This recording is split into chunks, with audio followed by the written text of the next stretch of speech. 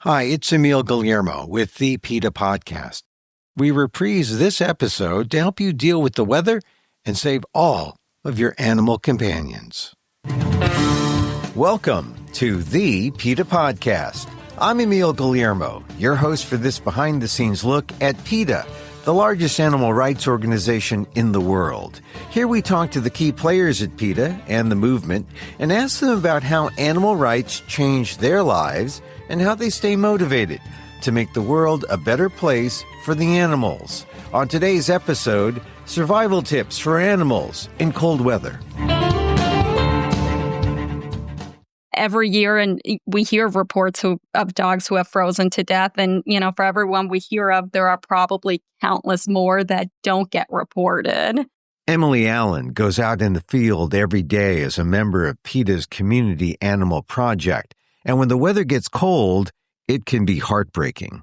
And we certainly urge everyone to not turn a blind eye to an animal who's left outdoors in the freezing weather and to report it to authorities immediately. And I think it's important to know that even every winter we hear about dogs who have literally frozen to death. Even if the cold temperatures don't kill an animal, the animal can still be suffering from the cold. Emily talks with Emil about what you can do in the cold weather for your companion animals. But first, thanks again for joining us here at the PETA Podcast. Please share a link with friends.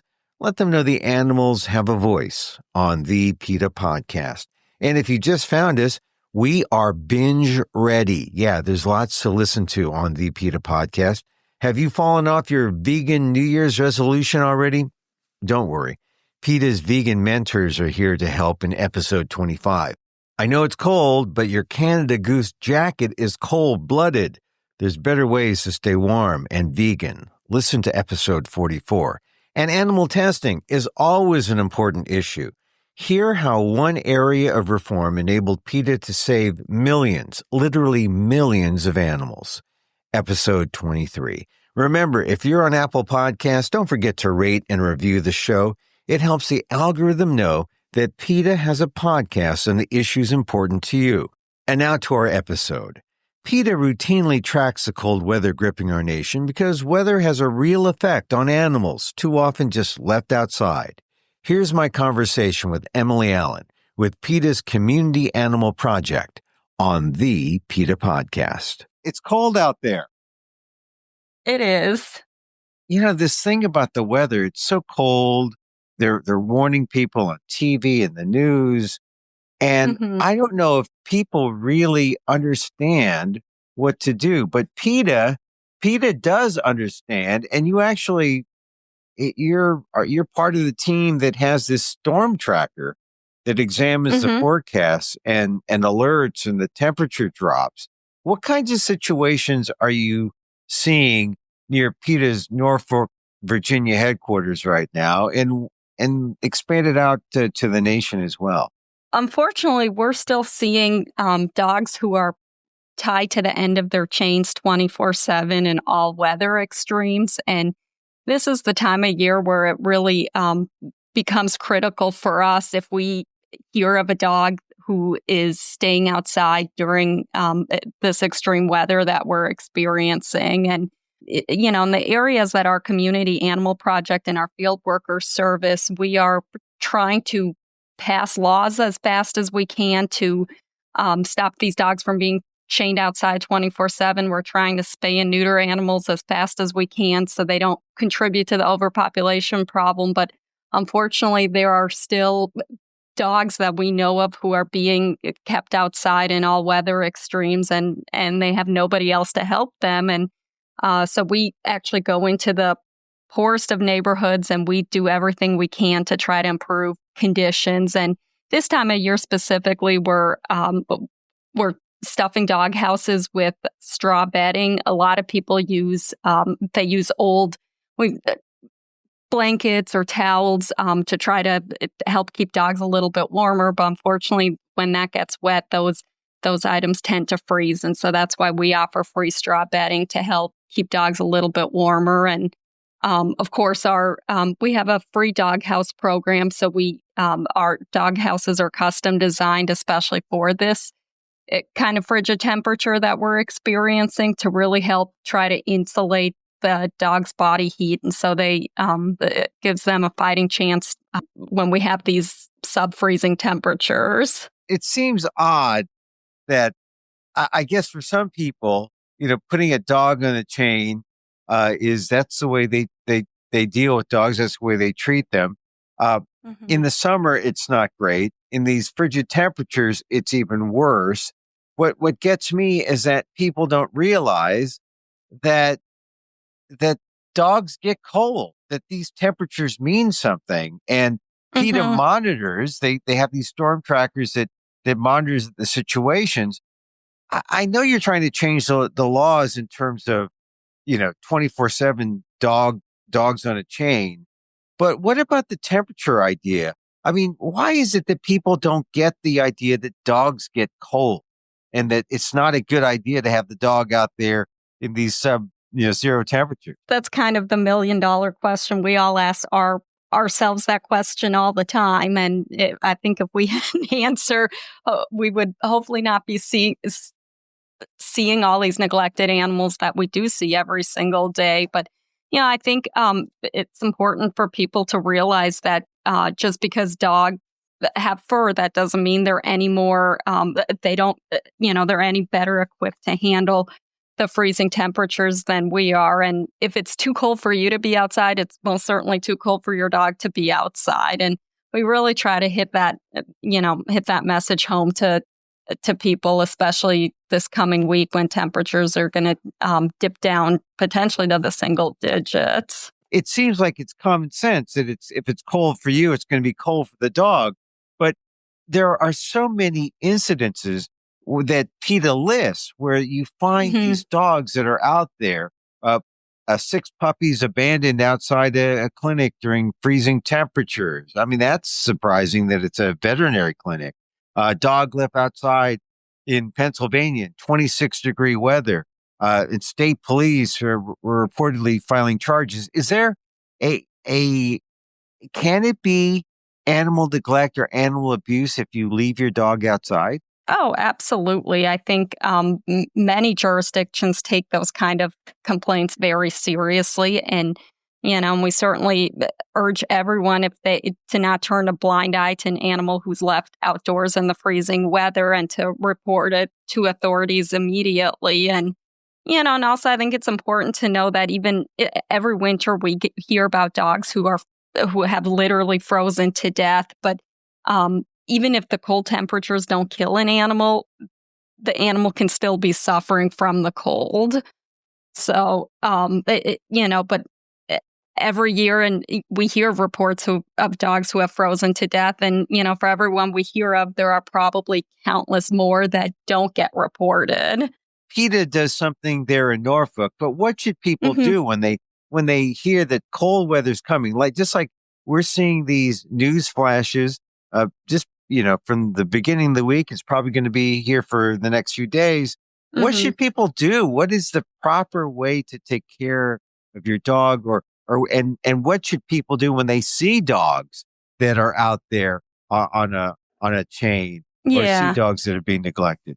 For most of us, when you and I, when we in the cold temperatures, I mean, the most important thing we can do is to keep animals indoors when the temperature is approaching freezing. And that's especially true for puppies and kittens, and also older animals and small animals. And especially true for short-haired animals like pointers or beagles or pit bulls or Rottweilers. And, and the sad part is those are typically the animals that we see most often outdoors are the ones that are the least equipped to handle this kind of cold weather. But I think for those of us, who are going about our day, short hair animals could certainly benefit from a warm sweater or coat when they go out for walks. And don't allow your dog or cat to roam outdoors. I mean, that really should be a good rule of thumb for any time of year, but especially during the cold weather. And then one important thing that I actually had no idea when I first started at PETA that this happens, but during the cold weather, cats tend to climb under the hoods of car engines an effort to keep warm. So it's always a good rule of thumb if you're living in a cold climate or the temperatures are below freezing to bang on the hood of your car before you start your engine. So the animals have an opportunity, or cats especially, to get out and not suffer an injury. Wait a minute. Cats climb into the engines? Yeah, we hear of that happening all the time. They climb into the engines in an effort to stay a little bit warmer during the cold weather. Unfortunately, we get stories of kind people, good Samaritans, who have started up their engine and either heard a horrific noise or the cat has jumped out when they weren't expecting the animal to. And so it's a good rule of thumb and a very easy thing for us all to get into the habit of doing is banging on the hood of your car before you start the engine. Boy, I've never heard that. But I imagine that if you're a cat, and there are hundreds of community cats out there now, through these and a lot of feral cats out there. So banging on your hood, that's a good tip, especially in the cold weather. Definitely, and just a good habit to get into. Does it worry you when you see the storms coming in, or when you see that bad weather, cold weather is coming in? Because you must have in your mind that means that a certain percentage of dogs and cats are going to be in danger. Oh, absolutely. I think, a lot of us field workers have talked about this. When we were kids, we all used to get really excited about extreme weather, be it a snowstorm or even a cold snap or heavy rain. But now that we know better, now that we know all the extremes that dogs and cats can suffer, I don't think any of us anymore are looking forward to weather extremes. And it's, we lose sleep at night thinking about the dogs who are still tied up 24/7 and trapped at the end of their chains with nowhere else to go. And, and that for a lot of us who go out into the field every day, we've grown a special attachment or a special bond to these animals that we meet on sometimes a weekly basis in the field. And, all of us see our own animals inside, cozy and tucked away in our beds or in next to a space heater. And, we put extra blankets on top of them to help make sure that they stay warm. And then, unfortunately, we know of hundreds of dogs who are still trapped outside 24/7 who aren't afforded those luxuries. When you are seeing these dogs, and maybe you have the good fortune to see or meet and talk to an owner, what do they say? Do they say anything about why they do what they do? Or does a light bulb go off and they say, oh yeah, I should bring him in. I should bring the dog or the cat in? It depends. And change, unfortunately, comes about slowly in a lot of areas we go to.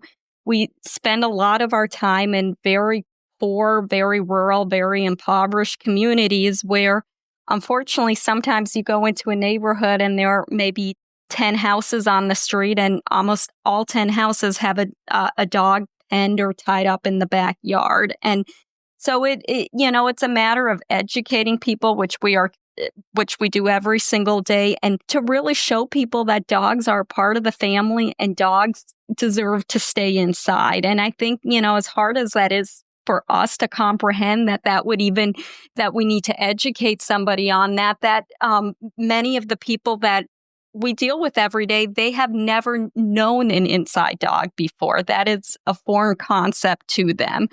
And, and that's, I think, even trying to urge somebody to keep their animal inside during weather extremes, when I first started, I would have thought nobody would possibly do that. And, a lot of it's not people intentionally trying to be cruel. It's just they have never been taught better. And that's, hopefully where our program comes in to try to educate those people and really try to get them to view animals as part of the family. Okay, so let's say I'm one of those not so great companion animal type owners, and I've got my dog and my cat tethered outside. Well, usually they're dogs, but maybe I'm a really bad one. And I've tethered a cat out there too. I'm one of those, not so great people. Tell me what you tell me. What's wrong with tying up these dogs, and what's wrong with tethering my cat outside? Aside from just the animals being cold in frigid weather, we really try to appeal to people on that dogs are suffering psychologically from being tied up outside 24/7. They want attention. They want to be inside with you. They are pack animals, that they're living in solitary confinement. For a dog, that's the worst type of punishment we could invent for that species. And so we really try to appeal to them on that level, but also keeping dogs tied up outside 24/7, they are more prone to injury, to being attacked by stray animals, and all kinds of diseases from that they are less likely to get when they're kept indoors. What usually does it? How do you know that you made the case and have convinced someone? What usually happens? Do they say, "Oh, I never thought about that. I'm going to do it right. I'm going to think about my dog," or do they just say, "Hey, thanks a lot. See you later. Leave me alone"? Well, we see a little bit of everything, and I think again, things that may seem very common sense to you and I, who are dog lovers or animal lovers, things like making sure a dog has fresh water every single day. That may not be common sense to everybody out there. And so for us, a small victory is trying to show somebody when we come out, we provide their dogs with fresh food and water. And the next time we go back, their dog has fresh food and water. And that that's a small victory for us, which, just showing we see some of the clients that we deal with, especially in the summertime when they need fresh water all year round, but it's especially critical in the warm temperatures. But, a lot of people put a bucket of water out there, and if a dog knocks it over within the first 5 minutes, some people's mentality is, well, I gave him water. That's his problem if he knocked it over. And so just showing them that they have to have access to water at all times. And then you go back the next time or the time after that, and you see they do have access to fresh water. And so those are, little things that we consider a victory.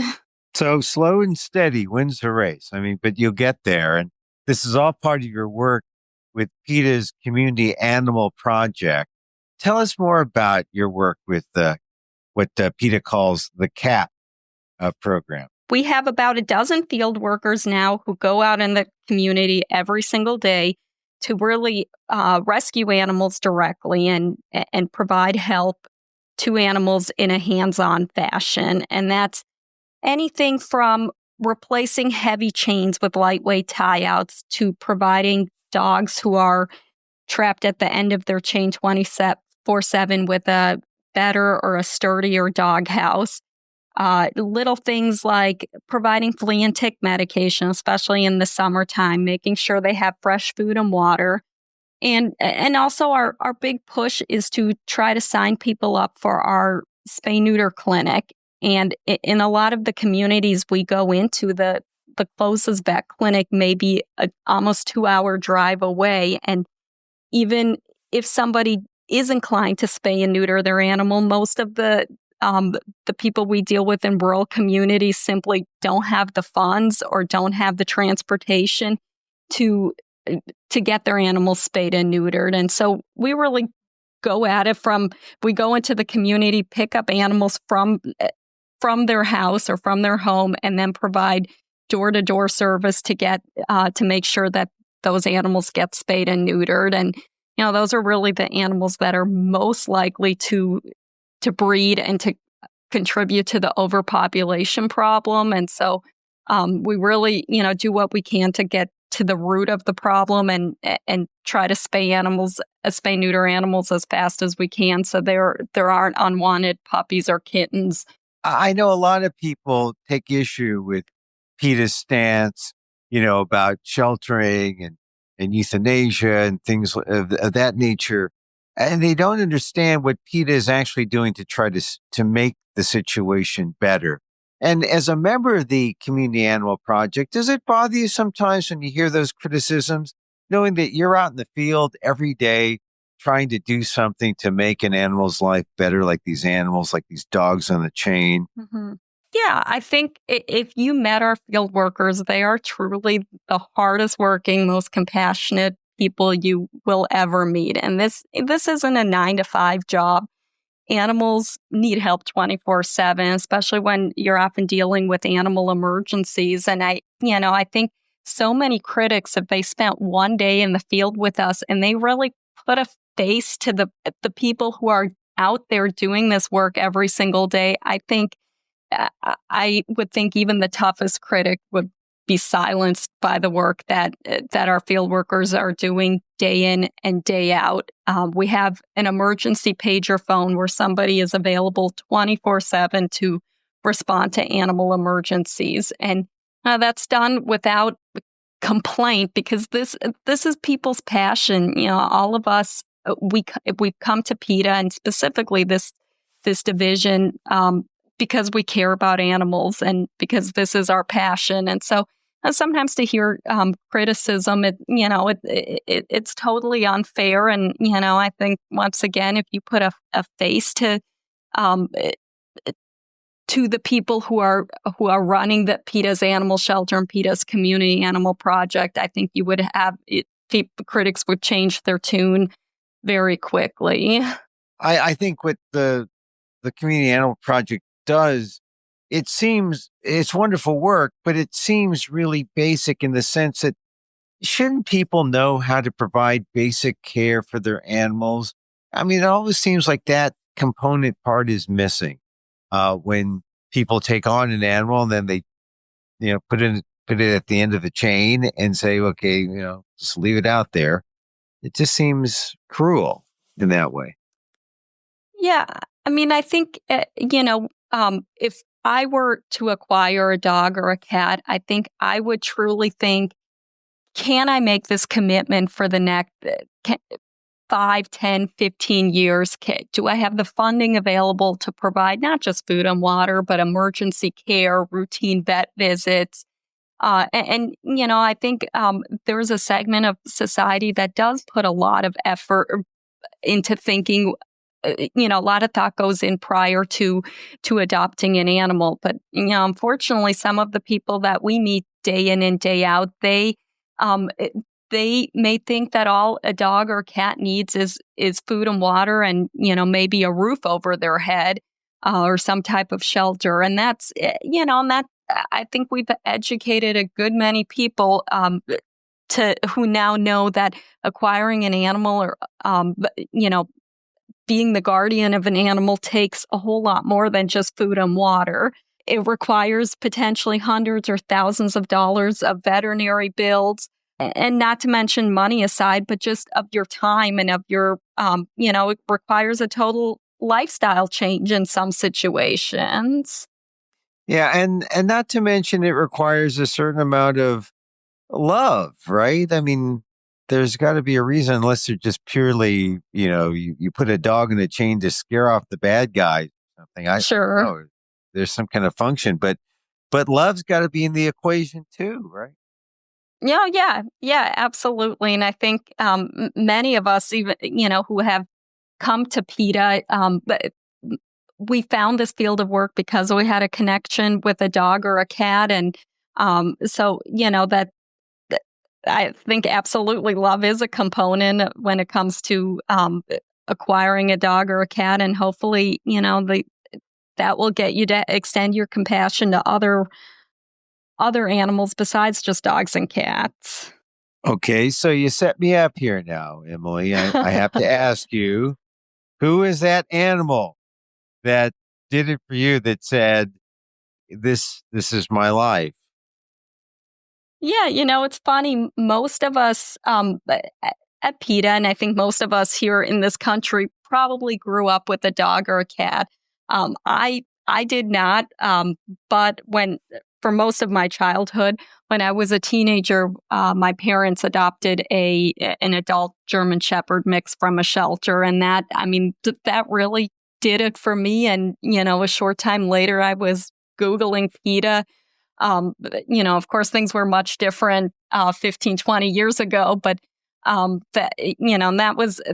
that truly was my connection to PETA was my dog, and getting to know an animal and care for an animal and seeing um, their excitement, their wide variety of emotions, and and that did it for me. And then I've have been at PETA more or less ever since. And your dog's name was Sam. Sam. You think about Sam? I do. I actually still have a picture of him on my desk here at the PETA office. Yeah. I mean, it's funny how that happens. There's always, one special companion. I have this one dog who passed away about a couple years now. And I still have a picture of my dog Ross. I never forget Ross, the McNabb Border Collie. But now you see dogs all the time. Now, is there one dog that your current capacity as a community animal project member that you have seen and who has touched you and reminds you that, hey, Emily, you're doing this not just for Sam, but you're doing it for this dog too, and all dogs? Yeah, that's the exciting part about my job is that, number one, every day is different.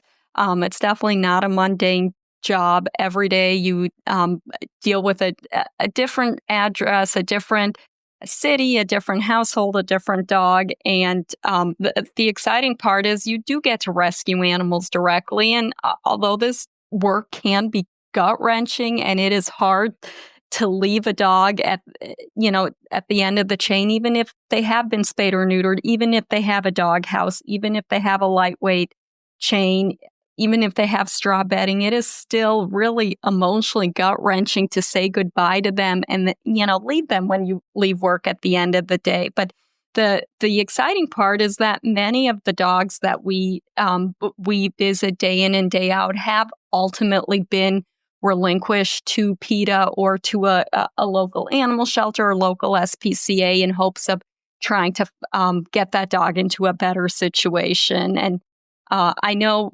one of my coworkers recently, we all of us field workers, we have quite a few dogs that are, we say quote unquote favorites.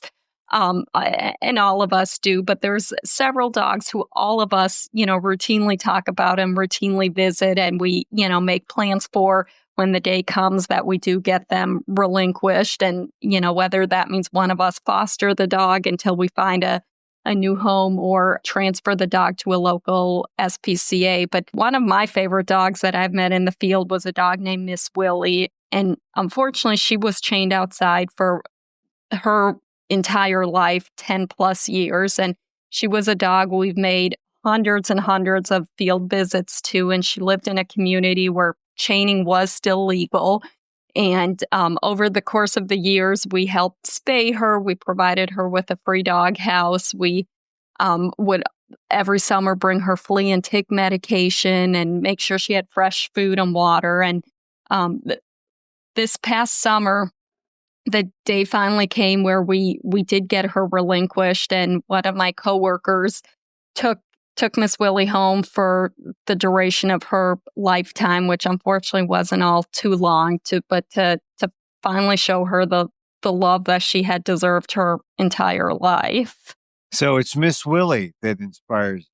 Well, there's too many to list that inspire me, but she's a story that really sticks out. And she was a dog, I still think about, but who I thought about constantly when she was outside. And now as the temperature drops and it gets colder, I guess there are potentially more dogs out there who will be endangered and need help. That's true. And every week we go into those communities and you don't know what the week will bring you. And we try to make their living conditions the best that we can. And the ultimate goal is to either have the owner or the guardian bring the animal indoors or hopefully get them relinquished so they do have a chance at living in an indoor-only home. As we close, for people who might know of dogs who are chained, what can they do, and how can we save some animals' lives during this cold snap? I think it's important for people never to turn a blind eye to an animal who's left outdoors in freezing temperature. And we may be their only chance at survival, and simply calling the authorities may save that animal's life. And so if you know of a dog or a cat who's being kept outside in extreme weather, report it to authorities. And if they don't do anything, then report it to PETA. We're lucky enough here at PETA, we have a casework division that deals with these kind of calls from all across the country. And we deal with law enforcement and to try to better the living conditions for these animals and either get the animals seized or bring the animals indoors. Yeah, but there's stuff that you can do. You can't just walk away. You can't just ignore a situation like that if you see it, if you're aware. Yeah, and make a phone call, and don't delay, because you may be that animal's only hope. If you see something, say something. That's always a good rule of thumb. Even for dogs and cats that you might see out there in frigid temperatures. Okay. Hey, Emily, I really thank you for your time here, and thanks for being on the PETA podcast. Oh, thank you. Emily Allen with PETA's Community Animal Project. Be careful out there. Remember, if it's too cold for humans, it's too cold for your companion animals. Bring them indoors. Save a life. Call law enforcement or contact PETA for help. Check the show notes for information. Protect those animals. And that's our show for today. Thank you for listening. Don't forget to send a link of the show to your friends. Tell them you like the PETA podcast. You can find me on X, formerly known as Twitter, at Emil Amok. That's EMILAMOK. Or see my vlog at amok.com. Or see my work at patreon.com/Emil Amok. Or on substack.com/@Emil Amok. Or see this podcast on YouTube at Emil Amok 1.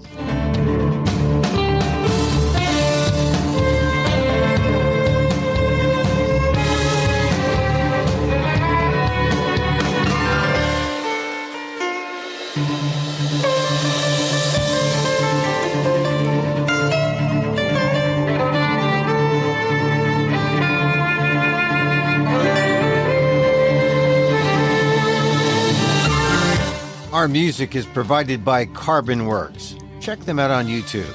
And once again, thank you for listening. Check out all our episodes on your favorite podcast app or on Apple Podcasts, where you can subscribe to, as well as rate and review the show. It helps get the word out about the issues you care about. Thanks again. Join us again next time for more insight into animal rights and the fight for a cruelty-free world on the PETA Podcast. I'm Emil Guillermo.